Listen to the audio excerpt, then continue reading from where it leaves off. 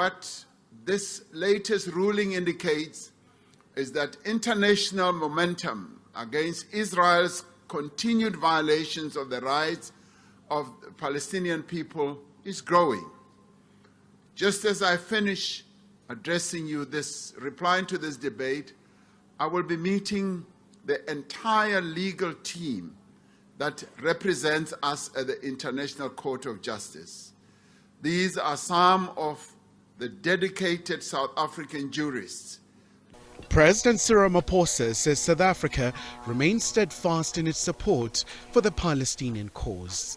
He says the latest ICJ ruling serves as a reminder that Israel is constantly violating international law by occupying Palestinian territory.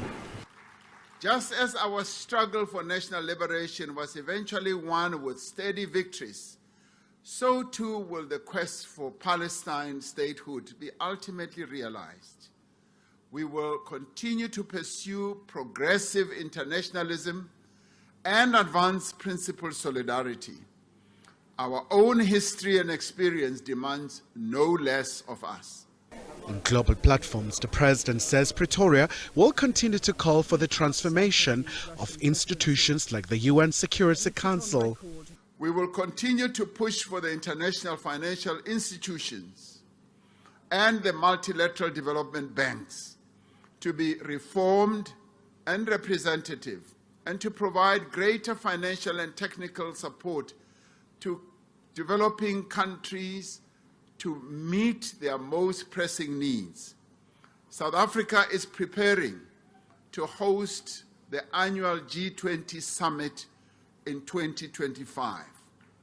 We are pleased that our campaign to include the African Union as a member of the G20 was successful.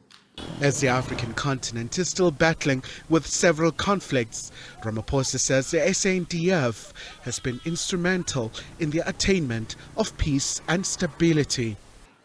As South Africa, we are committed to silencing the guns on the continent and playing our part in peacekeeping and peace-building efforts on our continent.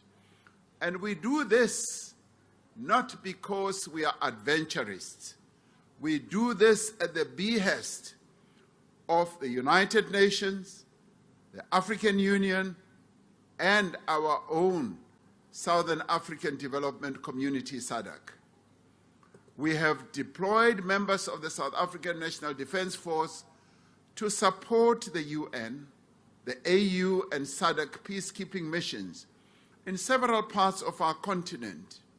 Demonstrating that there won't be radical shifts on the country's foreign policy, the president once again pledged solidarity with the people of Cuba and Western Sahara. Khayelihle, Khumalo, SABC News, Johannesburg.